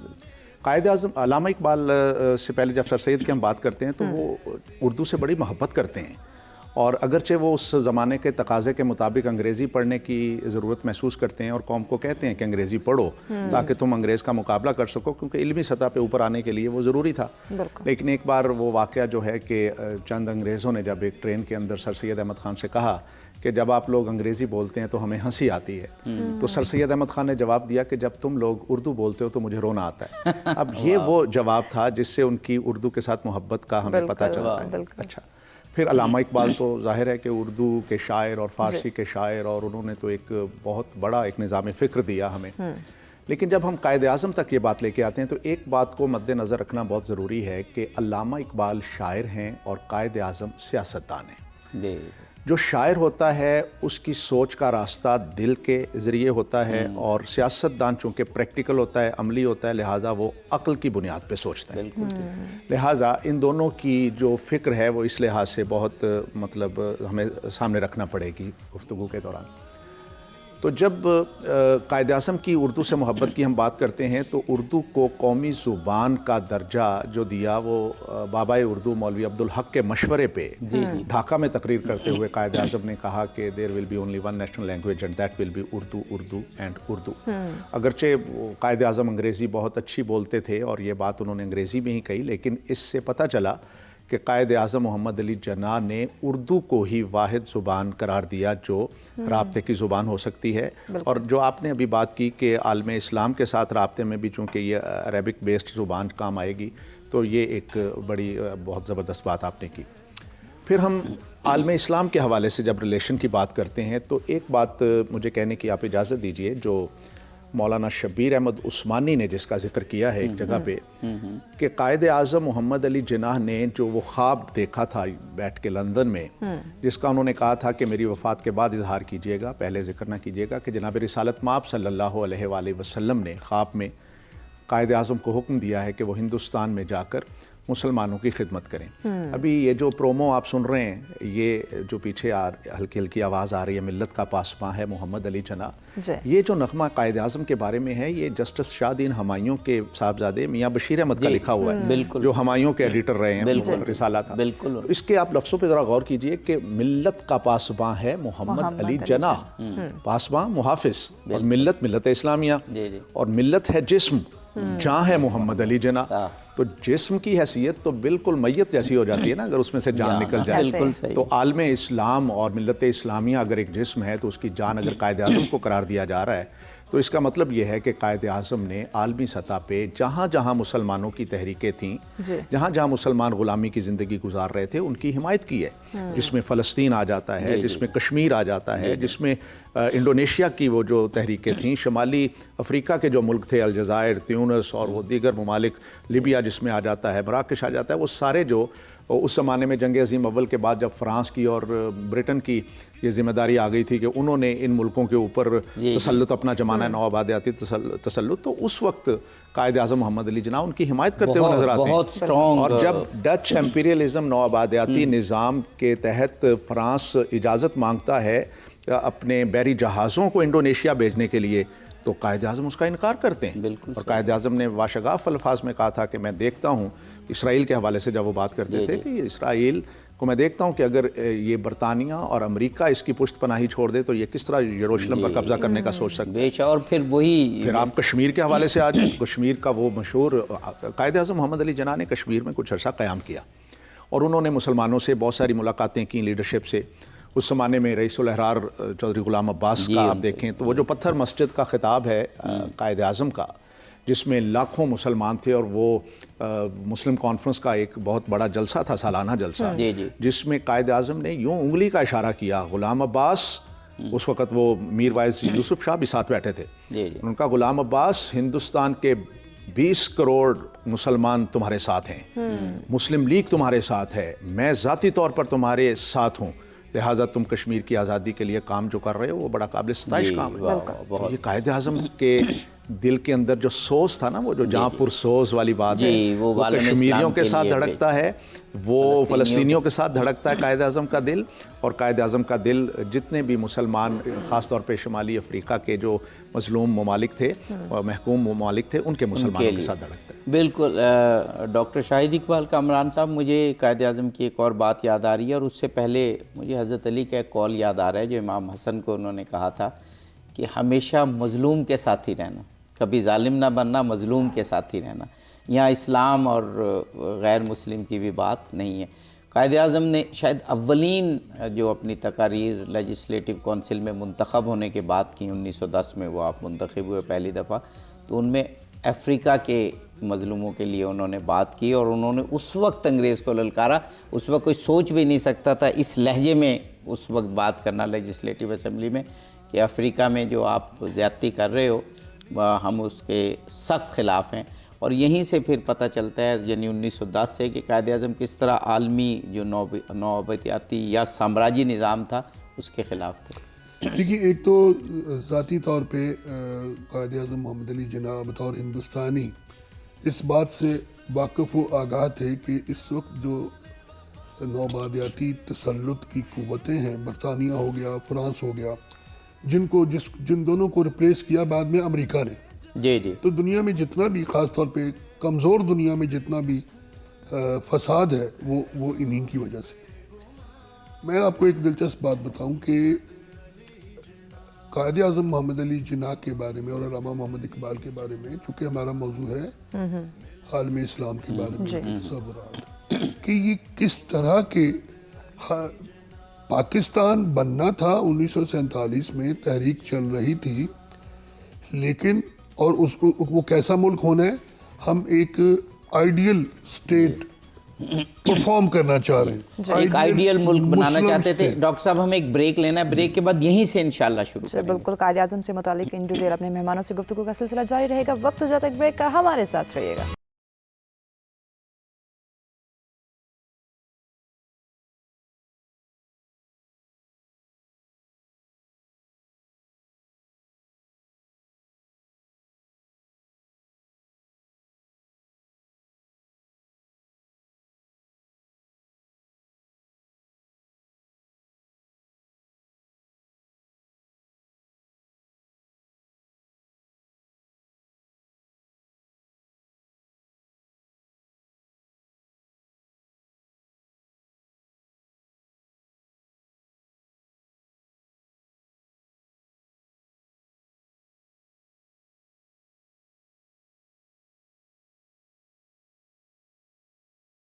बैक नाज़रीन, सत्सवर की स्पेशल ट्रांसमिशन पासबान मिल्लत में आप तमाम देखने वालों को कहेंगे खुशामदीद। अपने मेहमानों से इन डिटेल गुफ्तगू का सिलसिला जारी है। जी आप जी डॉक्टर साहब, वक्फे से कबल आप कायद आज़म की आलम इस्लाम के हवाले से जो सोच और जो प्रैक्टिकली आप मैं ये गुजारिश कर रहा था कि क्या तसव्वुर था, एक हमने तो बनानी थी, तो रियासतें मौजूद भी थी। मैं आपसे जिक्र करूं कि एक ऑटोबायोग्राफी आई ग्रे वुल्फ के नाम से, बड़ी मारूफ, मुस्तफा कमाल पाशा की। वो मैं अपने नौजवानों को बताना चाहूँगा कि वो जिना की महबूब किताब थी। सही बात है। इतनी वो हर वक्त अध खुली पड़ी है, जो पुराना ज़माना था। जी। आप जब किताब पढ़ते हो या तो उसमें पेंसिल रख देते थे या उसे उल्टा कर देते थे, तो उनकी जो बेटी थी वो उन्हें ग्रे वुल्फ कहना शुरू हो गई थी कि आप इतना आइडियलाइज, ये महज एक छोटा सा वाकया नहीं है। मैं इससे ड्राइव करता हूँ कि लीडरशिप का, आज़ाद मुसलमान मुल्क के लीडर का क्या तस्वर उस वक्त पैदा हो रहा था। तुर्की इस वक्त बतौर मुसलमान यूरोप के मुकाबले में मेरे एतमाद का सबसे बड़ा मजहर मुस्तफा कमाल पाशा है, जिसने उस बरतानिया को यूरोपीय इत्तेहादियों की फौज के साथ, यानी जो तन्हा अपनी कौम परस्ती से मैदान जंग में शिकस्त फौज दी, डुबो दिया उन्होंने जी जी उनको, और लड़ के अपना मुल्क हासिल किया। और एक जदीद मुसलमान, मैं यहाँ बड़ी एहतियात से ये गुजारिश करना चाहूँगा कि मैं इस्लामी रियासत का जिक्र कभी नहीं करूँगा, ना कोई ऐसी चीज़ वजूद, मुस्लिम रियासत। सही। हर अहद में इस वक्त दुनिया में 57 के करीब मुसलमान मुल्क हैं। बहुत मुमकिन है कि इन 57 मुसलमान मुल्कों में 57 अंदाज की हुकूमतें हों, जी जी वहाँ के मुसलमान अपने माहौल के मुताबिक, जी जी और वो सारी की सारी दुरुस्त हों। बिल्कुल ठीक। अगर उनमें कोई बहुत बड़ा इनहराफ कुरान और सुन्नत के मुताबिक नहीं पाया जाता, तो जिना लीडर का एक जदीद मुसलमान रियासत का जी कमोबेश वैसा ही तस्वुर रखते थे। मैं इसकी दूसरी मिसाल दूंगा जी जी। कि अल्लामा इकबाल ने 1923 में, ये 23 फतूहात का दौर है मुस्तफा कमाल की, जी अल्लामा इकबाल प्यामे मशरक, उनकी फारसी मजमूआ कलाम छपता है जिसका उर्दू दिबाचा, उन्होंने 2 दिबाचे उर्दू में लिखे फारसी के, एक असरार का और एक प्याम का। असरार का हटा लिया, प्याम का आज तक कायम है। सही। प्यामे मशरक को डेडिकेट किया किसके नाम? हजूर अमीर अमानुल्लाह खान वाली अफगानिस्तान। बड़ी तनकीद हुई, देखें जी खुदी और फलां एक मुसलमान बादशाह को डेडिकेट कर रहे, कहाँ गई है वो? खैर इकबाल तो बड़े आदमी की तरह जवाब नहीं देते थे। अमीर अमानुल्लाह वो हुक्मरान थे जो मुस्तफा कमाल पाशा के ज़ाती दोस्त थे, और जो उस वक्त एक जदीद अफगान रियासत उसी मॉडल पे बनाना चाह रहे थे जिस मॉडल पे तुर्की बना रहा था। सेम टाइम तुर्की ने इसमें बहुत बड़ी मदद भी की, यहाँ तक कि आज मैं अगर आपसे कहूँ आबदी साहब कि 1923 में तुर्की ने, या 24 में तुर्की ने अफगान तालिबात को अपनी यूनिवर्सिटियों में दाखिले ऑफर किए, और बहुत सारी अफगान तालिबात जदीद तालीम के लिए पढ़ने गई। अमीर अमानुल्लाह खान एक सदी पहले की बात कर रहा हूँ। अब अफगानिस्तान को ज़हन में रखें। अमीर अमानुल्लाह खान अपनी अहलिया मलका सुरैया के साथ कराची के पोर्ट से, बम्बई के पोर्ट से नहीं, कराची के पोर्ट से शिप पे के जरिए मिस्र, यूरोप तवील दौरा करते हैं तुर्की में, और मॉस्को में क़याम करते हैं, और वहाँ से अफगानिस्तान वापस आते हैं, और अपने मुल्क की उस अमीर अमानुल्लाह खान को तालीम और तालीम, ये अफगानिस्तान की किस्मत का फैसला है। जदीद मुल्क बनाना चाहते थे, और जो अफगान हुक्मरान मॉस्को में क़याम करके आए, जी जी, बरतानिया के लिए वो किसी सूरत भी सही कबूल नहीं, बिल्कुल काबिल कबूल नहीं होता था। दूसरा मॉडल है नादर शाह दुरानी, जिसको इकबाल, जिसने इनवाइट भी किया इकबाल को। इकबाल अफगानिस्तान गए और वहाँ भी जदीद तालीम के लिए मशवरा। ये तसव्वुर था आज़ाद रियासत का। आप मत सोचिए कि हमें तुझको पराई क्या पड़ी, अपनी निबेड़ तू। अफगानिस्तान हमारा हमसाया मुसलमान मुल्क था, वो आज़ाद मुल्क था, हमारी तरह गुलाम नहीं था। उनका कनेक्शन था ज़हनी तौर पे कि यहाँ जदीद मुसलमान रियासतें कायम हों। सही। मैं ये कहता हूँ कि यही तसव्वुर मोहम्मद अली जिन्ना का था कि एक जदीद मुसलमान रियासत किन खतूत पर आगे बढ़नी चाहिए, किन खतूत पर अभी जिक्र हुआ وہ طالب علموں سے ایک ہی بات کہتے تھے, دیکھیے تقدیر تبدیل کرنے کا ایک ہی راستہ ہے, دوسرا ہے ہی نہیں, وہ ہے علم. بالکل اور یہ وہ علم ہے قرآن کا. اگر آپ پیغام کہیں کہ کسی ایک جملے میں بتائیے کہ قرآن کہتا کیا ہے, چاہتا کیا ہے, تو میں کہوں وہ کہتا ہے کہ علم حاصل کرو. پہلا اگر لفظ ہو تو اقرا, علم حاصل کرو. اور وہ پڑھنے سے پڑھنے کا جو لفظ ہے, ریڈنگ جو پڑھنے کا لفظ ہے, اس میں مشاہدہ بھی آتا ہے. جی کوئی صرف آپ لکھا ہوا حرف نہیں پڑھتے, صحیح, آپ نظر آنے والی چیزوں کو بھی, جی وہ بھی پڑھ رہے ہوتے ہیں, چہروں کو بھی, واقعات کو بھی. اقبال نے لکھا اسرار کے اردو دیباچے میں نا کہ سفید فاق قوموں کی فوقیت کی وجہ شاید یہ ہے کہ ان کی حصے واقعات بڑی تیز ہیں. حصے واقعات کیا ہے عابدی صاحب؟ Analytical approach. کوئی واقعہ ہوا ہے, ہمیں غلط طور پہ تربیت دے دی گئی کہ جو بھی ہوتا ہے خدا کی طرف سے ہوتا ہے اور تقدیر میں ہوتا ہے, چھوڑ دو. تو ہماری جو تجزیہ کرنے کی تھی, اگر میرے ساتھ کوئی کامیابی ہو گئی ہے تو میری خوش بختی ہے, اور اگر میں کہیں ناکام ہو گیا ہوں تو اللہ کو منظور نہیں تھا. کوئی ناکامی نامرادی اللہ کو منظور نہیں. اقبال نے تو بہت رد کیا. تو ہماری حصے واقعات, تو یہ وہ تھا, رجحان تھا قائد اعظم محمد علی جناح کا ایک جدید مسلمان دنیا کے لیے. اتنا زیادہ انہوں نے کورسپونڈنٹ کی اس دور کے لیڈرز کے ساتھ انہی خطوط پہ. تو میں یہ کہنا چاہ رہا تھا کہ جناح گرے ولف کو بھی آئیڈیلائز کرتے تھے. بالکل. جناح آزاد انصاف پر مبنی عرب ریاست کو بھی, فلسطینی ریاست کو بھی, عرب کی متنازع ترتیب اور تقسیم کو بھی انہوں نے مزاحمت کی اس کی, اور جن خدشات کا اظہار کیا تھا آنے والے 50 سال میں وہ سارے صحیح ثابت ہوئے. بالکل صحیح, بالکل صحیح. پروفیسر آصف رسول صاحب, ابھی ڈاکٹر صاحب نے ایک بڑی اچھی بات کی کہ جب ہم عالم اسلام کی بات کرتے ہیں یا مظلوم اقوام کی بات کرتے ہیں تو ایسا نہیں ہے کہ ہم اپنے ملک سے توجہ ہٹا کے اور پرائے کاموں میں پڑ رہے ہیں, بلکہ اس وقت تو دنیا اس طرح سے عالمگیر نہیں تھی, بہرحال روابط تھے. آج تو دنیا ویسے ہی عالمگیر ہو گئی ہے. تو قائد اعظم نے اس وقت بھی برصغیر پاک و ہند کے حوالے سے جو ایک ٹاسک لیا تھا جو بظاہر ناممکن تھا کہ اس کا جغرافیہ تبدیل کرنا تھا. وہ کہتے ہیں نا کہ جغرافیہ تو بہت کم لوگوں نے تبدیل کیا, لیکن اس کے باوجود عالم اسلام اور جیسے بھی جنوبی افریقہ کی مثال ہوئی کہ دنیا کی جو مظلوم اقوام ہے ان کے لیے قائد اعظم نے سوچا بھی اور کیا بھی. سر اس میں پہلے بھی ہم بڑا اچھا یہ اس کے اوپر ہوا ہے کہ جس طرح خود بھی انہوں نے, سر نے, ڈاکٹر صاحب نے پہلے کشمیر کا بتایا اور بڑی اچھی ایک سپیچ کا بھی تذکرہ کیا, سر نے فلسطین کا بھی کہا.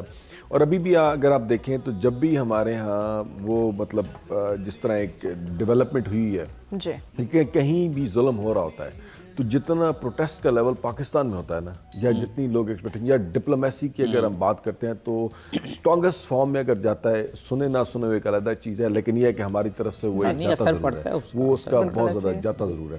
اور اپنے حوالے سے جس طرح انہوں نے اس کو بنا کے, تو اس میں یہی تھا کہ یہ اگر اتنا زیادہ مضبوط ہوگا اور یہ جدید مطلب خطوط کے اوپر جو سر بات کر رہے تھے کہ ایک مسلم ریاست کا, تو وہ یہی تھا کہ وہ ایک فورسی کر رہے تھے نا کہ مطلب اگر اس سے لانگر ٹرم میں سروائیول, تو ان کے جو افکار ہیں وہ ابھی بھی جس طرح سر کہہ رہے ہیں کہ بالکل واقعی کچھ ٹائم گزرنے کے بعد سارے ہی سچ ہوتے جائیں گے.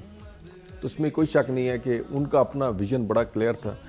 وہ ایک علیحدہ بات ہے کہ وہ فوراً ہی پھر کافی اس میں مسائل, ایشوز اور وہ آنے شروع ہو گیا, اور اس کے خمیازہ ابھی تک ہم بھگت رہے ہیں. ورنہ شاید بہت سارے اساتذہ سے بھی ہم نے سنا, بڑے رائٹرز کی مطلب وہ مختلف حساب میں جو انہوں نے لکھا, اس میں یہ بڑا کلیئر بتایا گیا کہ نہیں, اگر کاش وہ رہ جاتے تو پاکستان کا نقشہ اور ہو جائے. کچھ عرصہ اگر قائد اعظم زندہ رہتے تو ہمیں شاید یہ ایک بڑا ڈفرینٹ سا پاکستان ملتا, اور پھر باقی دنیا کے ساتھ بھی جو ہمارا ہوتا تو, لیکن وہ انفارچونیٹلی. لیکن ہماری ایک ڈاکٹر صاحب ہماری خوش قسمتی یہ ہے کہ قائد اعظم کی اور دنیا کے عظیم لیڈرز کے ساتھ یہ ہے کہ ان کی سپیچز، ان کی رائٹنگز، ان کے لیٹرز محفوظ ہیں، اور بہت ساری شخصیات کے ضائع بھی ہو جاتے ہیں، لیکن قائد اعظم کے لیٹرز بھی موجود ہیں، ان کی سپیچز بھی موجود ہیں، اور پھر ایز اے گورنر جنرل جو 13 ماہ کا عرصہ ہے اس کی جو تقاریر ہیں وہ محفوظ ہیں۔ ینگ جنریشن کو اور پھر ہمارے سب ناظرین کو اور ہمیں ان کا مطالعہ ضرور کرنا چاہیے۔ اسی تناظر میں مطالعے کی اہمیت بھی آپ بتا دیجیے۔ جی ابھی ڈاکٹر صاحب نے جو ڈاکٹر شاہد نے جو بات کی ہے علم کے حوالے سے کہ قرآن کا جو مقصد ہے کہ وہ مسلمان کو یا انسان کو کیا دیکھنا چاہتا ہے، تو وہ ایک صاحب علم دیکھنا چاہتا ہے جو انسان کی فضیلت ہے۔ بالکل۔ قائد اعظم محمد علی جناح نے پاکستان کے قیام کے بعد بطور گورنر جنرل اپنے ایک خطبے میں کہا تھا کہ ہم ایک ایسی فلاحی ریاست تشکیل دینے جا رہے ہیں جو عالم اسلام کے لیے قائد کی حیثیت جی ڈاکٹر صاحب، یہ بہت اہم سپیچ اور جملہ آپ نے کہا۔ ہم ایک بریک پہ جانا ہے، بریک کے بعد اسی جملے سے ابتدا کریں۔ جی بالکل، ناظرین ہمارے ساتھ رہے گا، ملتا ہے ایک شارٹ بریک۔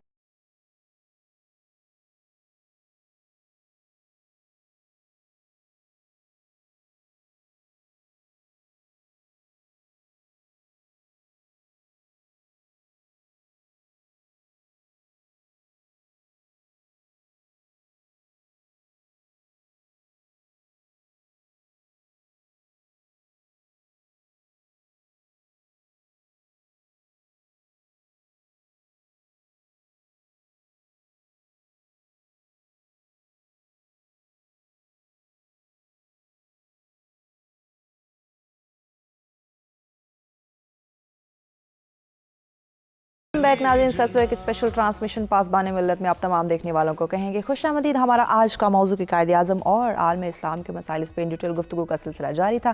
عابدی صاحب، آخری سیگمنٹ ہے جی، اور اب مختصر 4 منٹ کی گفتگو سب احباب سے ہوگی، اور ہم تو ہمیشہ شکر گزار ہیں ایسے اسکالرز، اور کتنا لطف آ رہا ہے آج کے پروگرام کا، کیا خوبصورت گفتگو ہو رہی ہے۔ اور ڈاکٹر اطہر قسیم صاحب، ان کا سبجیکٹ ہی اردو ہے، اور اردو ہی سوچتے ہیں، اردو بولتے ہیں، اردو کی تصحیح فرماتے ہیں۔ تو ڈاکٹر صاحب، آپ نے وہ جملہ آخری کہا تھا کہ جی قائد اعظم یہ چاہتے تھے کہ پاکستان ایک ایسی ریاست بنے جو عالم اسلام کی رہبر بنے، قائد کے طور پر آئے۔ اسی لیے انہوں نے کہا کہ پاکستان کے اندر یہ اسلام کا قلعہ ہے، اور اس کے اندر دانشور، اس کے اندر ڈاکٹرز، انجینئرز، اس کے ٹیکنیشنز، ان کی ہم ایک ایسی تربیت کریں جو عالم اسلام کے دیگر ممالک میں جا کر ان کی ترقی کے بھی وہ ضامن بنے۔ تو ڈاکٹر صاحب نے جیسا کہ فرمایا کہ تعلیم میں ہم لوگ پیچھے تھے، علم میں پیچھے تھے، اسی لیے تو محکوم تھے۔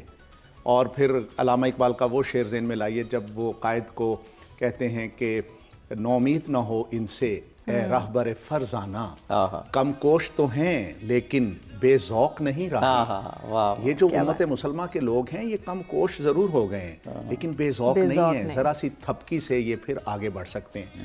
تو قائد اعظم محمد علی جناح کے افکار کی روشنی میں اگر دیکھا جائے تو وہ ایک ایسی اسلامی فلاحی ریاست کے خواہاں تھے جو جدید ترقی کے اصولوں پر استوار ہو، اور آج کے طالب علم کو، آج کے نوجوان کو، خاص طور پہ پاکستانی نوجوان کو ضرور قائد اعظم کے افکار کا مطالعہ کرنا چاہیے، اور قائد اعظم کی شخصیت کے اندر جو ان کا کردار ہے اس کا جائزہ لینا چاہیے، اور اس تناظر میں اپنی لیڈرشپ کا انتخاب بھی کرنا چاہیے کہ وہ قائد اعظم کے ان کے نقش قدم پر چلنے والی لیڈرشپ ہو۔ اور اگر قائد اعظم کے نقش قدم پر چلنے والا ایک بھی راہبر ہمیں دستیاب آ گیا تو میں پاکستان کے مستقبل کو بہت روشن دیکھتا ہوں۔ واہ واہ ماجا۔ ڈاکٹر شاہد اقبال کامران صاحب، ابھی ہم 21ویں صدی میں آ کے ہم نے کہا کہ دنیا میں عالمگیریت آ گئی ہے، گلوبلائزیشن آ گئی ہے، اور اب سب سیگمنٹس کا، سب ملکوں کا، سب ایشوز کا آپس میں ایک تعلق ہو گیا ہے۔ لیکن وہ میں جب قائد اعظم کی بایوگرافی پڑھتا ہوں تو مجھے تو لگتا ہے کہ عالمگیریت ان کے ذہن میں اسی وقت سے تھی۔ انگلینڈ کے کتنے سفر انہوں نے کیے، میں نے تو پڑھا، جو بہت کم جانا گیا، کہ قائد اعظم نے ایک ورلڈ ٹور بھی کیا، اور وہ شاید بحری جہاز میں کیا، اور وہ مشاہداتی اور مطالعاتی تھا، اور امریکہ گئے اور وہاں کی اکیڈمیز کو دیکھا۔ کہ دفاع پہ ہم ایک پروگرام کریں گے تو اس پہ اس کا تفصیل سے ذکر کریں گے، بڑا کم ذکر ہوتا ہے کہ ایک ورلڈ ٹور جس میں انہوں نے جو برطانیہ کی جو اکیڈمی ہے، ملٹری اکیڈمی، امریکہ کی اکیڈمیز، ان کو دیکھا، तो एक आलमगीरियत थी उनकी सोच में। देखिए, ये हमेशा जहन में रखना चाहिए कि सब कॉन्टिनेंट में जो हमारे लीडर्स बने, सैयद अहमद ख़ान, सर सैयद अहमद ख़ान का जिक्र हुआ, उनकी आवाज़ पे, जदीद तालीम हासिल करने की आवाज़ पे लब्बैक कहने वाली और जदीद तालीम हासिल करके मैदान अमल में उतरने वाली पहली खेप में कायद आज़म और अल्लामा इकबाल दोनों शामिल हैं। बहुत सही, बहुत सही। और हम ये मुस्लिम लीडर अपनी सब कॉन्टिनेंट की दूसरी कम्युनिटी, हिंदू कम्युनिटी से तकरीबन 80 साल पीछे इसलिए है कि 80 साल पहले उनकी कम्युनिटी आ चुकी थी। मैदान में इतना फर्क है दोनों। जी जी। तो ये लोग जब आए, ना सिर्फ मोहम्मद अली जिन्नाह का और अल्लामा इकबाल का, दोनों का मामलात को देख हुआ क्या। बहुत बड़ा शिकवा किया जाता है और हम भी करते हैं कि उस वक्त हमारे रिलीजियस लीडर्स ने हमारा साथ नहीं दिया, हमारी रहनुमाई सही तरीके से नहीं कर सके। यहाँ जो आलमगीरियत या वर्ल्ड व्यू की बात हो रही है, ये वो फर्क है कि जो इन नौजवान लीडर्स में, इन जदीद तालीम याफ्ता लीडर्स में मौजूद थी दुनिया को देखने के लिए। दुनिया मेरे घर के अलावा भी है, मुमालिक मेरे मुल्क के अलावा भी हैं, मसाइल और मसाइब मेरे अपने ज़ाती मसाइल और मसाइब से अलावा भी हैं। ये जो देख, और दूसरी बात ये कि आपके मुखालिफ का मौक़िफ़ क्या है। देवबंद हो, नदवा हो और जो भी उस वक्त रिलीजियस स्कूल थे या जो बाद में सियासी मजहबी पार्टियां बनी, वो सब अपने महदूद, एक तो ये कि उन्होंने इतने दायरे खींचने शुरू कर दिए कि इस्लाम को भी एक दायरे में बंद कर दिया, जिसको दायरा इस्लाम का, तो बाहर देखने का तो उनका कोई व्यू नहीं था। इन लोगों ने, देखिए, यानी इकबाल और कायद आज़म को एक वर्ल्ड व्यू के, बिल्कुल। इकबाल और मोहम्मद अली जिन्नाह ने जब आखिरी फैसला किया, फैसला कौन, पॉलिटिक्स, तो ये फैसला यहाँ बैठ के नहीं किया, ये फैसला दूर बैठ के बरतानिया में बैठ के किया। सही। जहाँ उनका सेटअप था, जहाँ वो रहते थे, सारी जिंदगी रह सकते थे, जी जी बिल्कुल, वहाँ बैठ के किया कि मैंने इन लोगों से आज़ादी अपनी कौम को। तो वर्ल्ड व्यू तो था, जिस तरह अभी मैंने जिक्र किया, मॉडल ऑफ स्टेट के लिए भी वो कंटेम्परेरी मुसलमान मुल्कों को रिव्यू करते रहते थे। मुझे बताइए, मैंने एक ही मुल्क का नाम लिया है, तुर्की का, मुझे बताइए उस वक्त कौन दूसरा मुल्क था जिसमें जिद्दत की लहर आई हो, सही बात, जिसमें इल्म की लहर आई हो, जिसने बरतानिया को शिकस्त दी हो जी, और आज़ाद हुई हो बज़ौर शमशीर। हमने भी दी, लेकिन हमने शिकस्त उस तरह नहीं दी कि हमने लड़ के आज़ादी ली हो, हमने इस मेज में बैठ के आर्गुमेंट। अच्छा, लेकिन ये भी कायद आज़म का एक कमाल था। मैं ये बताऊं, ये वो खूबी है कायद आज़म की, वो जुमला तो आपने सुना ही होगा कि अगर एक जिन्नाह कांग्रेस में होता जी जी जी तो मुमकिन ही नहीं था जी। गालिबन सरोजिनी नायडू का ये जुमला था, वो मैं पिछले किसी प्रोग्राम में आपको बता चुका हूँ। जी जी। हिंदुओं का सबसे जीरक लीडर, और मैं समझता हूँ, वो गांधी था, जिसने मंजर तब्दील कर दिया पॉलिटिक्स का। खैर, तो वो मुज़ाकरात होते थे, तो फैसले में पहुंचते थे। जब बाहर निकलते थे फैसले का, तो वो कहते थे मैं तो कांग्रेस का नहीं हूं, तो मैं तो मशवरा कर लूँ। अगले दिन जाके वो मुकर जाते थे।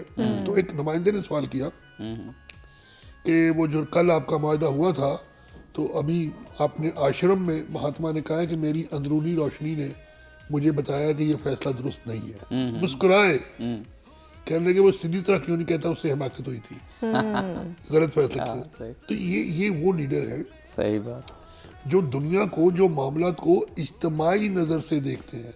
मैं यहाँ गुजारिश करना चाहूँगा कि ना सिर्फ सियासी मामलात को, बल्कि ज़ाती मामलात को भी आप जब भी देखें एक दुख को देखें। डॉक्टर साहब हमारे सिर्फ 2 मिनट रहते हैं, लेकिन मैं चाह रहा हूँ बात मुकम्मल कर लीजिए, फिर 1 मिनट का पैगाम। मतलब अपनी सोच को इज्तिमाई पर्सपेक्टिव में हमेशा एनालाइज कीजिए। जी प्रोफेसर आसिफ रसूल साहब, प्रोग्राम को वाइंड अप करते हुए आप क्या कहना चाहेंगे? के हवाले से ही बात करता हूँ कि डिजिटल का दौर है और अब शायद इतने तेज़ फास्ट दौर से हम गुजरते गए हैं कि पिछली 2 सदियाँ और ये 20, 25, 30 साल, मतलब इतनी तेज़ी से कोई शक। अब हमारे यूथ के पास एक और मौका है कि बड़ी छोटी सी इन्वेस्टमेंट के साथ कायद-ए-आज़म के कुछ जो पर्सनैलिटी की कैरेक्टरिस्टिक है नौसाफ, अगर वो पिक कर लें और इस नई दुनिया में जो डिजिटल वर्ल्ड है अपने आप को अगर स्किलफुल कर लें और फिर उसी को दयानत के साथ, सच्चाई के साथ, कमिटमेंट के साथ, नज़्म व ज़ब्त के साथ करें, तो मेरे ख्याल में, क्योंकि मैंने कुछ स्टूडेंट से जब मैंने लिया जितनी वो अर्निंग कर रहे हैं इस वक्त पाकिस्तान में, और अगर सारे कमिटमेंट के साथ अपने इस साइड पे आ जाते हैं तो एक बड़ा अल्लाह ताला ने एक और अच्छी अपॉर्चुनिटी दी है। तो अपने कायद से वो अगर ले लें रास्ता और अपना शेयर करें तो बहुत बड़ा। अच्छा, हमारे पास 2-3 मिनट हैं, हम चाहते हैं 1-1 मिनट का आज के प्रोग्राम का एक मैसेज। हाँ जी, पाकिस्तान का बन जाना एक मौजज़ा है। हज़ार मुखालिफतों के बावजूद ये मौजज़ा रूनुमा हुआ, और मैं समझता हूँ कि इसमें मौजज़ागर जो हैं वो कायद-ए-आज़म मोहम्मद अली जिन्ना हैं, क्योंकि ना तो मजलिस एहरार साथ थी, ना उस वक़्त उलमाए हिंद साथ थे, और ना उस वक्त सरहद से जो उठने वाली तहरीकें थी वो साथ दे रही थी। महात्मा गांधी ने तो ये कह दिया था कि मेरी लाश के ऊपर पाकिस्तान बनेगा। तो इसके बावजूद अगर पाकिस्तान बन जाता है तो ये एक मौजज़ा है, और इस मौजज़ागर का नाम मोहम्मद अली जिन्ना। जी डॉक्टर साहब, एक जुमला। बस मेरी ये ख्वाहिश है कि जो मुसलमान दुनिया के मसाइल कायद-ए-आज़म मोहम्मद अली जिन्ना की ज़िंदगी में थे, काश वो मंजर आज तब्दील हो चुका होता। हैरत होती है कि मुसलमान दुनिया के आज भी कमोबेश मसाइल वही हैं, तो हमें उनको नई नज़र से देख के जिन्ना की विजडम, जिन्ना की सीरत और जिन्ना के पर्सपेक्टिव और उसकी जहनी ताकत की मदद से सुधारना चाहिए।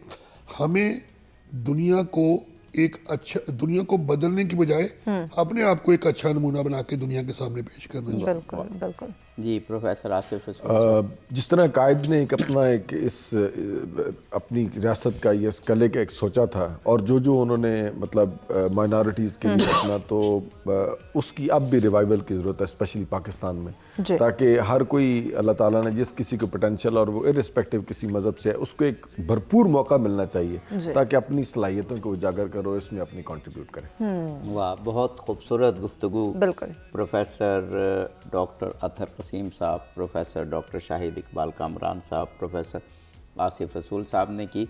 आखिर में मैं तकरीबन हर मरतबा एक किताब का तज़किरा ज़रूर करता हूँ कि कायद-ए-आज़म के हवाले से आज मेरा जी चाह रहा है कि कायद-ए-आज़म पर किताब के बजाय एक ऐसी किताब का तज़किरा करूँ जो हमारी यंग जनरेशन अगर पढ़े तो बहुत फ़ायदा देगी उसे।